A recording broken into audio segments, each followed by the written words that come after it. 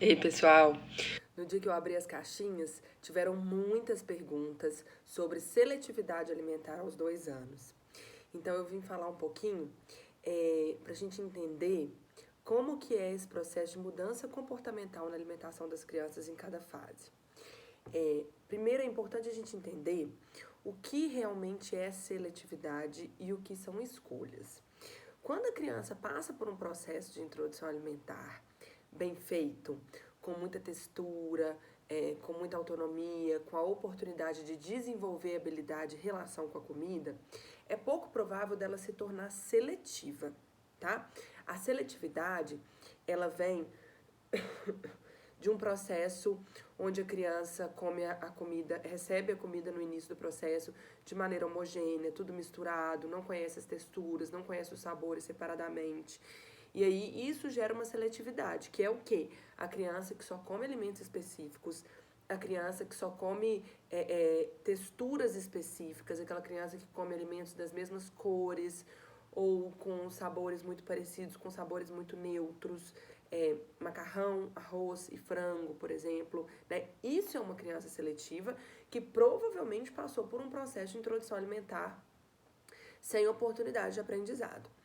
A criança que passa por um processo rico, com muita textura desde o início, que explora a comida, que pega, que faz bagunça, que é importantíssimo nesse processo de desenvolvimento de relação com a comida, ela provavelmente não vai ser seletiva, mas ela vai ter fases de escolha, de percepção da autonomia dela. E 2 anos é uma virada de chave muito potente para isso. Eu brinco que até 1 ano a gente pode comer chocolate e oferecer cenoura. De 1 ano para 2, a gente pode oferecer alimentos semelhantes, né? Então, às vezes, você vai em algum lugar que você sabe que vai ter uma comida que seu filho não come, e aí você leva um bolinho que ele goste muito para um aniversário que vai ter um bolinho, um docinho de tâmara para um aniversário que você vai ter docinho. Isso super funciona, isso super cola. Mas a partir de 2 anos, isso não funciona mais, porque a criança ela se torna muito mais sociável, ela observa muito melhor aquele ambiente, ela entende muito melhor a sua potencialidade de autonomia e de escolha. Então ela passa a usar disso para escolher aquilo que ela prefere, claro. Então, por exemplo, se ela gosta muito de tomate, quando tem tomate, ela não vai querer as outras coisas, porque ela sabe que aquele ali é o preferido dela, né? E aí, o que o adulto cuidador tende a fazer? Ter tomate todo dia. Porque pelo menos essa criança come, né? Mas quando a gente entende que a gente ainda está em construção de relação com a comida e que é mais importante ela desenvolver relação com os alimentos do que comer por comer, a gente passa a sumir com tomate alguns tempos, por exemplo, né? É uma fase também que essa questão de sentar à mesa, ela precisa ser muito bem construída para nessa fase essa criança ter prazer e ter hábito de sentar à mesa. Então, por isso que eu falo da importância de, desde o início do processo de introdução alimentar, a gente construir um ambiente familiar para comer com o bebê, sempre ter alguém comendo com o bebê junto, em volta da mesa, para ele começar a ter essa percepção que isso faz parte da rotina dele. Porque se eu deixar para construir isso com 1 ano e pouco, 2 anos, a chance desse bebê não querer sentar à mesa porque ele tem outros interesses à sua volta é muito maior, né? Então isso também é importante, essa construção. E aí a gente também lembrar de olhar para a criança de acordo com a sua fase de desenvolvimento. Então, se 2 anos é uma criança que está mais ativa, correndo, não quer ficar sentada à mesa, quer explorar o ambiente, eu preciso primeiro trazer esse interesse dela para a mesa. Então, às vezes, brincar com a comida de uma forma que conecte a criança ao alimento e nunca distraindo a criança do alimento, né? Que eu sempre falo aqui a diferença do brincar construtivo para o brincar destrutivo na hora da refeição. Então, ele é sempre válido e ele é construtivo quando eu estou conectando a criança com o alimento. Então, ou eu faço um prato bonito e colorido para essa criança observar e ter interesse naquele prato, ou eu posso brincar de alimentar um bichinho e depois alimentar a criança também, que ela tá ali observando esse bichinho comendo, e aí eu também vou oferecer para ela e ela pode interessar, ou brincar de adivinhar o que tem naquela colher para as crianças que já têm uma comunicação verbal estabelecida. Então, essas são atividades que conectam, né? Cantar alguma música que envolva o alimento, ou fora da mesa também, eu fazer brincadeiras com alimento que conecte a criança na hora que ela vier para a mesa também, né? E nunca brincadeiras que desconectem, que são aquelas que vão distrair a criança para comer. Então, abre a boca e fecha os olhos, a não ser que ela tope adivinhar o que tem ali, ou deixar ela brincar com o brinquedo enquanto a gente está oferecendo alguma coisa, ou outros tipos de distrações até piores, como telas, né? E outra coisa que é muito importante também a gente observar é que a criança nessa idade, ela precisa de momentos de expansão e contração.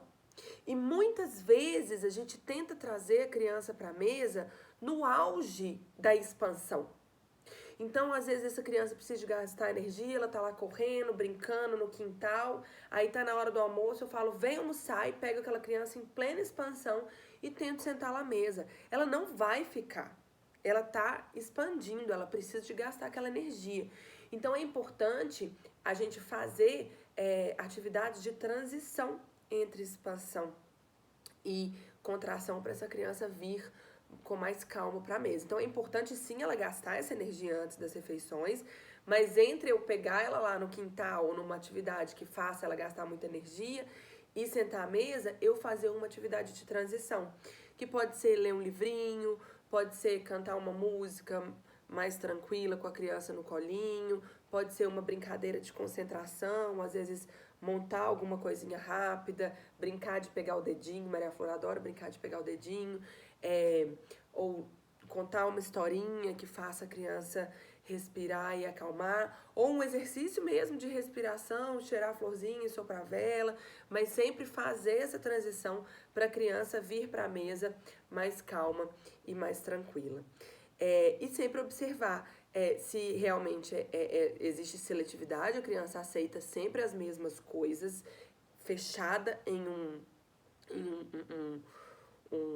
uma limitação muito grande de alimentos, ou se ela está transitando. Tem dia que ela come feijão e tem dia que ela não come. Tem dia que ela come carne e tem dia que ela não come. E isso é o que a gente espera para o comportamento alimentar de uma criança com um bom processo, tá? Então, a gente não espera que a criança aceite todos os dias todos os alimentos disponíveis. Por isso que a gente tem que dar o máximo de variação possível para essa criança comer diariamente, assim, né? Então, variar a oferta desses alimentos, porque a gente espera que uma criança com bom comportamento alimentar, ela tenha uma dinâmica de aceitação.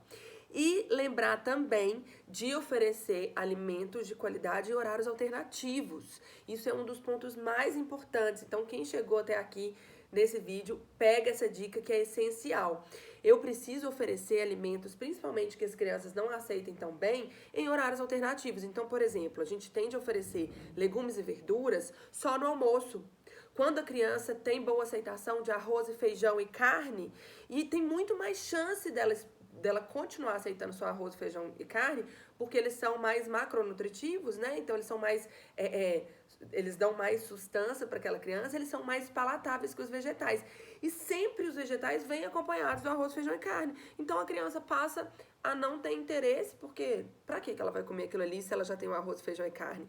Então, lembrem de oferecer alimentos que a criança não aceita em horários alternativos e isoladamente. Então, se eu vi hoje que ela não comeu nenhuma verdura no almoço, no lanche da tarde, ao invés de eu oferecer pão, panqueca, bolinho, pão de queijo, eu vou oferecer cenourinha, eu vou oferecer beterraba, eu vou oferecer pepino, eu vou oferecer brócolis, né? Então, sempre nesses horários alternativos, a gente fazer isso. Porque o que acontece muito é que a gente não faz isso nos horários alternativos, a gente oferece só lanches e normalmente é o momento em que a criança está concentrando aquela fome. Aí ela não almoça direito porque não estava com fome, aí no lanche da tarde ela tá varada de fome, come só fruta, bolinho e às vezes inclusive alimentos sem qualidade, supre muito a necessidade nutricional dela naquele momento, a fome dela naquele momento, chega no jantar, não come de novo os alimentos mais essenciais, o que ela mais precisa. Então essa variação de oferta também é muito válida, tá bom?